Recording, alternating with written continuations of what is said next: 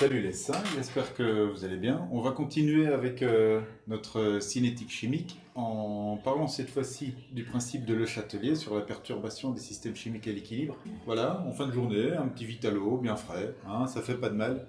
Mais ici à l'intérieur, vous savez que vous avez un système à l'équilibre entre du dioxyde de carbone dissous ici à l'intérieur et du dioxyde de carbone qui se trouve ici à l'état gazeux. C'est un état d'équilibre parce que vous voyez, il n'y a rien qui se passe. Il peut y avoir éventuellement des échanges entre du dioxyde de carbone dissous qui va passer à l'état gazeux et en même temps, vous avez du dioxyde de carbone gazeux qui va repartir à l'état dissous. Et comment est-ce que je vais perturber cet équilibre-là? Eh bien, en ouvrant. Je vais simplement décapsuler la bouteille et vous allez voir que l'état d'équilibre va être perturbé.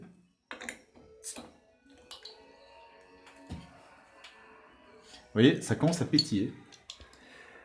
Vous savez que si vous laissez votre bouteille ouverte trop longtemps, eh bien, votre eau gazeuse va s'éventer. C'est pas que tout le CO2 qui est à l'intérieur de votre boisson va partir, mais le CO2 va arriver à un nouvel état d'équilibre par rapport au CO2 atmosphérique.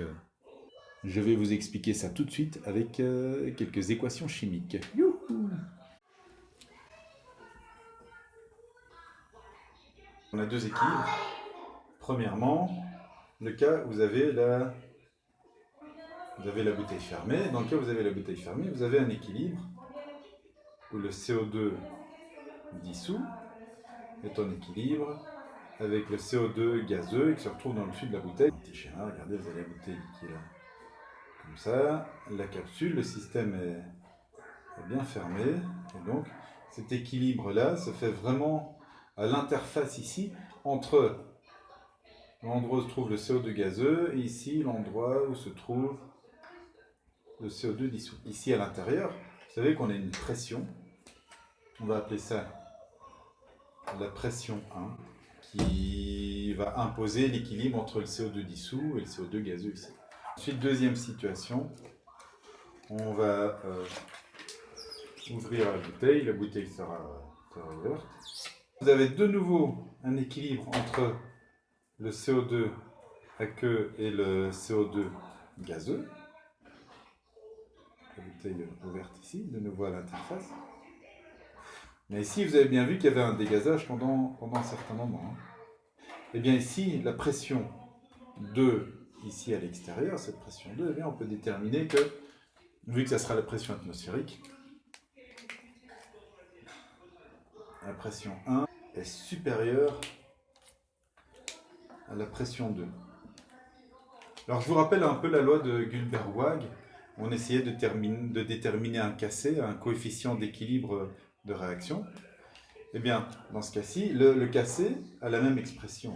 Donc le coefficient d'équilibre, c'est la concentration en CO2 gazeux divisé par la concentration de CO2 qui est dissous ici à l'intérieur de la bouteille. On va appeler ça le KC1. Ensuite, vous avez une autre constante d'équilibre ici, qu'on va appeler KC2, qui est également la concentration de CO2 gazeux que l'on retrouve dans l'atmosphère, divisée par la concentration de CO2 qui est dissous dans le liquide. Et là-dedans, ce qui nous intéresse, c'est que une fois qu'on a ouvert la bouteille, qu'on a perturbé l'équilibre, eh bien vous voyez qu'on a un dégazage massif, c'est-à-dire que le CO2 aqueux va passer vers le CO2 gazeux et donc l'équilibre va aller dans ce sens-là. Donc la concentration de CO2 gazeux va être plus grande dans le deuxième KC par rapport au premier KC. Donc à partir de là, on peut déterminer aussi que lors de ce changement de pression, le KC2 est plus grand que la constante d'équilibre de la première situation. Le principe de Le Chatelier va nous permettre de prévoir dans quel sens va évoluer un système à l'équilibre dont on perturbe justement l'équilibre. Le principe de Le Chatelier dit quelque chose de très simple, c'est que un système à l'équilibre va toujours changer son équilibre de manière à s'opposer au changement qu'on lui impose. Qu'est-ce que ça veut dire dans le cas de notre bouteille? On avait un système initial qui était en fait le CO2 aqueux qui est en équilibre avec le CO2 gazeux. En ouvrant la bouteille, qu'est-ce qu'on fait? Eh bien, on diminue la pression. Qu'est-ce que le système doit faire pour combler cette diminution de pression? Eh bien, augmenter la pression. Et de quelle manière est-ce que ce système-là, l'équilibre, peut augmenter la pression? Eh bien, en produisant beaucoup plus de molécules gazeuses. Donc, lorsque l'on ouvre la bouteille, eh bien, le système va évoluer, selon le principe de Le Chatelier, à une augmentation du CO2 gazeux. Vous voyez? Eh bien, ça, c'est le principe de Le Chatelier. Est-ce qu'il y a moyen de pousser le système dans l'autre sens? Eh bien, oui, c'est le principe de la fabrication des boissons gazeuses. On prend de nouveau notre équilibre. Ça, c'est notre équilibre. Eh bien, ce qu'on fait, eh bien, pour augmenter la quantité de CO2 dissoute, ce qu'on va faire, on va de nouveau reprendre notre bouteille et on fait ça dans les usines de fabrication de soda et tout ça. On met le liquide ici. Le liquide au départ n'est pas pétillant. Hein. Mais ce qu'on fait alors, c'est que on va injecter ici à l'intérieur. Je vais mettre une sorte de petit manomètre. On va rajouter une sorte de bonbonne. Hein. Vous voyez, alors je ne sais pas si ça peut vraiment représenter une bonbonne ou quoi. Mais ici, vous avez du CO2 qui est à une pression élevée. Ce CO2 à pression élevée, eh bien, on l'injecte ici à l'intérieur de la bouteille. Et donc, la pression ici à l'intérieur de la bouteille va s'élever.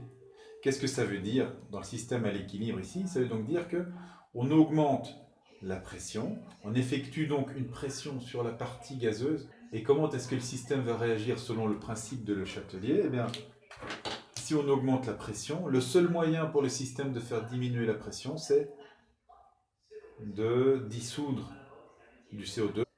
La concentration de CO2 va augmenter et donc on fabrique de l'eau carbonée, donc de l'eau riche en CO2. Voilà. Alors évidemment, ça, c'est maintenu du fait qu'on va mettre une capsule là-dessus, et quand on va retirer la capsule, eh bien, étant donné que cette réaction a une certaine vitesse, elle ne se fait pas de manière instantanée, eh bien, la libération des molécules de gaz va se faire encore pendant qu'on boit, et ça donne une sensation très agréable, désaltérante. Voilà. Je vous donne quelques exercices là-dessus sur le classroom, et d'ici là, eh bien, prenez soin de vous. Ciao, ciao.